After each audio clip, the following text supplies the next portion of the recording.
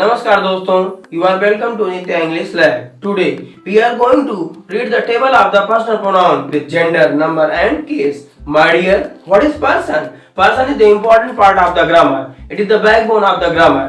इसलिए दोस्तों इस पर्सनल प्रोनाउन को हम एक टेबल के माध्यम से पढ़ेंगे जो हमारे लिए टीचिंग ऐड होगा और बहुत ही व्यवहारिक होगा। यह पर्सनल प्रोनाउन का टेबल नंबर 34-23 है जिसमें हम सबसे पहले पर्सन पढ़ेंगे।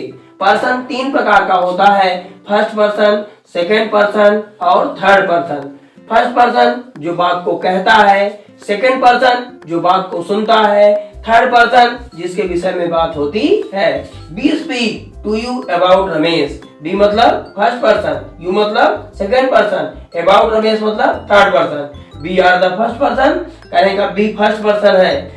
You are the second person अर्थात यू सेकेंड पर्सन है। Ramesh is the third person, कहने का Ramesh is the third person अर्थात रमेश थर्ड पर्सन है। इसके बाद हम लिंग पढ़ेंगे।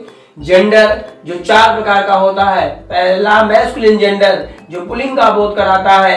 दूसरा फेमिनिन जेंडर जो स्त्रीलिंग का बोध कराता है। तीसरा न्यूट्रल जेंडर जो नपुंसक लिंग का बोध कराता है। चौथा कॉमन जेंडर जो उभयलिंग का बोध कराता है। उसके बाद हम नंबर पढ़ते हैं। नंबर 2 प्रकार का होता है। पहला सिंगुलर नंबर, दूसरा प्लूरल नंबर। जो एक व्यक्ति या एक वस्तु का बोध कराता है उसे हम सिंगुलर नंबर कहते हैं। जो एक व्यक्ति से या एक वस्तु अधिक का बोध कराता है उसे हम प्लूरल नंबर कहते हैं। इसके बाद केस। केस 3 प्रकार का होता है। पहला नॉमिनेटिव केस, दूसरा ऑब्जेक्टिव केस, तीसरा पॉसेसिव केस। नॉमिनेटिव केस में फर्स्ट पर्सन के अंतर्गत आई और बी आता है और सेकंड पर्सन के अंतर्गत यू आता है और थर्ड पर्सन के अंतर्गत ही, सी, इट और दे आता है। आई बी का ऑब्जेक्टिव केस मी और अस होता है और पॉसेसिव केस माई और माइन और आवर और आवर्स होता है। यू का ऑब्जेक्टिव केस यू होता है और यू का पॉसेसिव केस योर और योर्स होता है। ही का ऑब्जेक्टिव केस हिम होता है और इसका पॉसेसिव केस हिज होता है। सी का ऑब्जेक्टिव केस हर होता है और इसका पॉसेसिव केस हर और हर्ष होता है। इट का ऑब्जेक्टिव केस इट होता है और पॉसेसिव केस इट्स होता है। दे का ऑब्जेक्टिव केस देम होता है और इसका पॉसेसिव केस देयर और देयर्स होता है। What is use of personal pronoun in field of grammar? हम एक सेंटेंस के माध्यम से आपको बताएंगे कि पर्सनल प्रोनाउन का ट्रांसलेशन के क्षेत्र में क्या महत्व होता है। जैसे मैंने एक सेंटेंस लिखा, वह अपने माता पिता के साथ बाजार जाता है। इसमें हम सबसे पहले यह पता करते हैं कि यह कौन सा पर्सन है।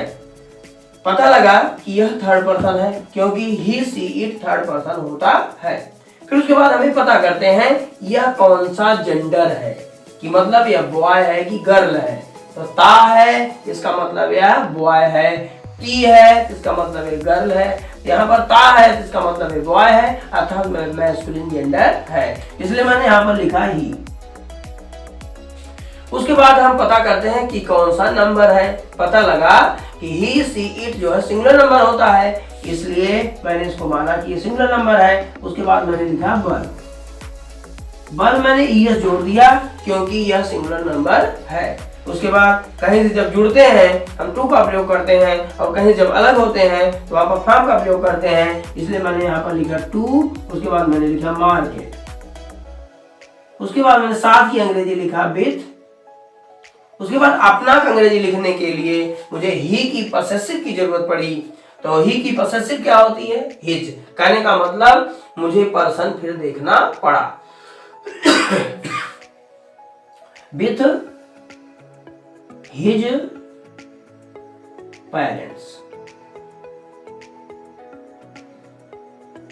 कहने का मतलब जिस तरह से हमने ट्रांसलेशन में देखा कि पर्सन की, जेंडर की और नंबर की और केस की जरूरत पड़ी, ठीक उसी प्रकार से जब हम एक्टिव पैसिव पढ़ेंगे उसमें नॉमिनेटिव और ऑब्जेक्टिव केस की जरूरत पड़ेगी। अगर हम पहले से पढ़े रहेंगे इसे मुझे याद करने की आवश्यकता नहीं पड़ेगी। ठीक उसी प्रकार से जब हम डायरेक्ट इनडायरेक्ट पढ़ते हैं तो उसमें भी पर्सन की, न जेंडर, नंबर और केस की जरूरत पड़ती है।